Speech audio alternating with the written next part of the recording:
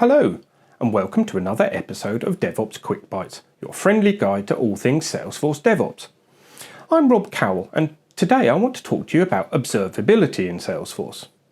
Now, if monitoring tells us what's happening, observability takes it a step further and helps us understand why it's happening.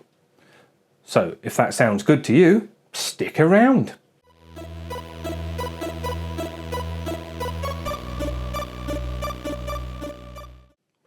Observability fits right into the monitoring phase of the DevOps lifecycle. But it's so much more than just monitoring. While monitoring is reactive, alerting you when something breaks, observability gives you the tools to proactively identify, trace, and fix problems before they snowball into those bigger issues. So why is observability essential for Salesforce DevOps?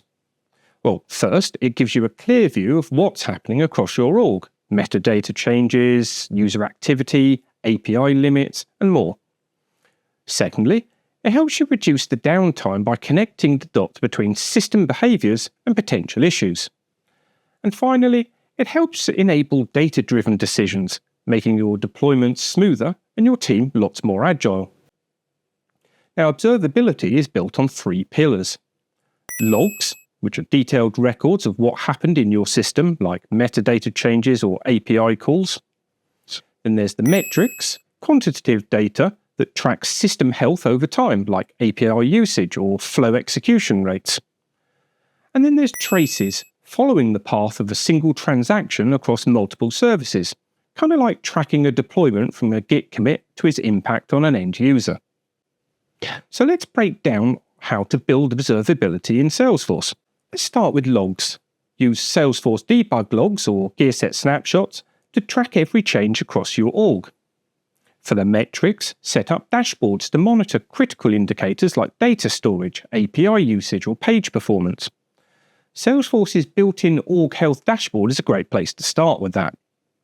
And for traces, use tools like Salesforce Event Monitoring or external platforms like Splunk to connect actions across your orgs. Here's an example. Imagine your API limits are suddenly maxed out. With observability, metrics will show you the spike in the API calls. Traces will pinpoint a specific flow causing the issue. And that can also be reflected on dashboards such as Gearset's flow error monitoring feature. Logs confirm which flow was updated in a recent deployment, and the culprit matches. You now have the insights to fix the flow and optimize your system for the future. So observability doesn't just help with problem solving either. It improves your overall DevOps metrics, such as those defined by DORA. You can reduce your change failure rate by catching issues early, improve your mean time to recovery with detailed traces, and optimize your deployment frequency and lead time by using those insights to fine-tune your processes. Observability is a cornerstone of any successful Salesforce DevOps strategy. It's not just about knowing what's happening in our systems, but understanding why it's happening so that you can fix them faster, prevent them proactively, and continuously improve how you deliver value to the business.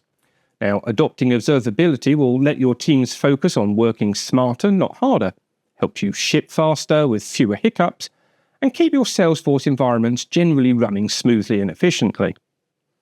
But here's the key. Observability isn't just that one step in the DevOps lifecycle. It's a mindset. It's about embedding resilience and adaptability into everything that you do. So if you're looking to level up your DevOps game again, think about how you can create better feedback loops, make smarter use of the data that you're already collecting, and build a culture that's always refining and improving the process. Thanks again for joining me in looking at another aspect of Salesforce DevOps, and remember to click subscribe to be notified of more DevOps Quick Bites, and I'll see you on the next episode.